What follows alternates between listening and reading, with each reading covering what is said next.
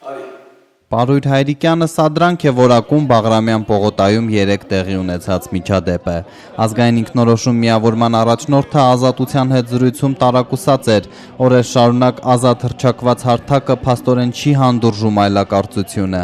Նրանք, ովքեր ծառայում են ռուսական իմպերիալիզմին, ռուսական հիվանդագին ինքնասիրահարված այդ պատկերացումներին, նրանք ուզեցին ցույց տալ, որ մենք այո, ձեր հավատարիմ ծառաներն ենք։ Վաղը դու պիտի դառնաս ծնող եւ երեխայիդ պիտի պատմես, թե ինչպես է իր հայ կնոջ ձեռքից խլում դրոշը ջարդում նաեւ եռագույնը։ Պատռում են պաստառները, որոնք օրվա թեմայով էին։ Ի սկզբանե այսպիսի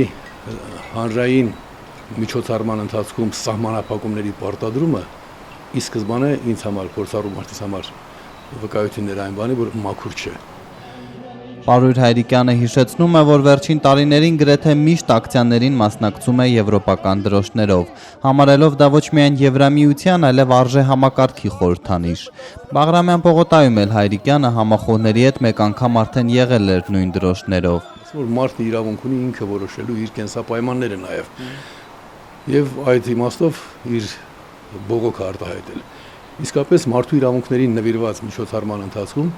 մարդու իրավունքները խորհրդանշող դրոշով ներկայացողները ենթարկվում են ճնշումների, այդ իսկապես խայտառակություն էր։ Բաղրամյան պողոտայի ցույցերը համակարգող խմբի անդամ Դավիթ Սանասարյանն ասում է, ինքն էլ էր դեմ, որ հայկականից բացի այլ դրոշներ ծածանվեին ցույցի վայրում, բայց անընդունելի է որակում նաև բռնությունը։ Դա կապ չունի շարժման հետ։ Այդ քաղաքացիները ռասիստական դրսևորում են ցուցաբերել, դեմ է ազատ քաղաքացու սկզբունքներին։ Ես դեմ եմ ցանկացած այլ երկրի դրոշը ներս բերելով սադրանքին, ոչ թե այդ երկրների դրոշներին։ Ժողովուրդ ջան, եթե խոսում ենք ազատության մասին, ամեն երկրի դրոշը կարելի է ծածանվել ցանկացած տեղ, բայց եթե կա կոնսենսուս, ուրեմն դա պետք է չանել։ Սանասարյանն էլ կասկածներ ունի, իրենց շարքերում կարող են սադրիչներ լինել։ Ես ինքս այդ երիտասարդներին հարցրել եմ, մենք կազմակերպիչներով հարցրել ենք, թե ինչի համար իրենք չգիտեն ինչ են արել, ուղղակի տեսել են քաշքշոցը մասնակցել են։ Եվ նաև ինֆորմացիա ունենք, որ իշխանությունների կողմից այստեղ բերվել են երիտասարդություն, որոնք որ նաև դուք նկատած կլինեք, որ որևիցե ձևով նրանք պայքարի ինչ-որ նշուր չեն ավելացնում այստեղ, բայց չգիտեմ ինչով են զբաղված։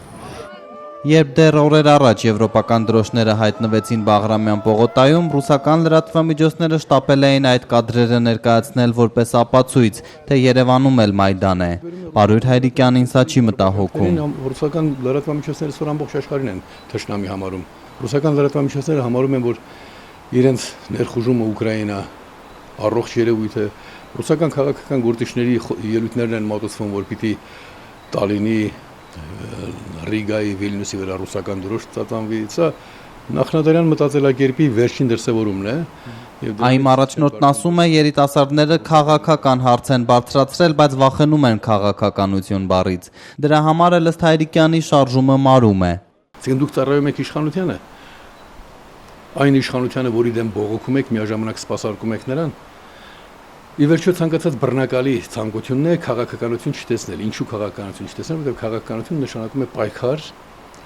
որոշակի ծրագրերի իրականացման համար եւ որոշ դեպքերում պայքար իշխանությունը փոխելու ճանապարհով։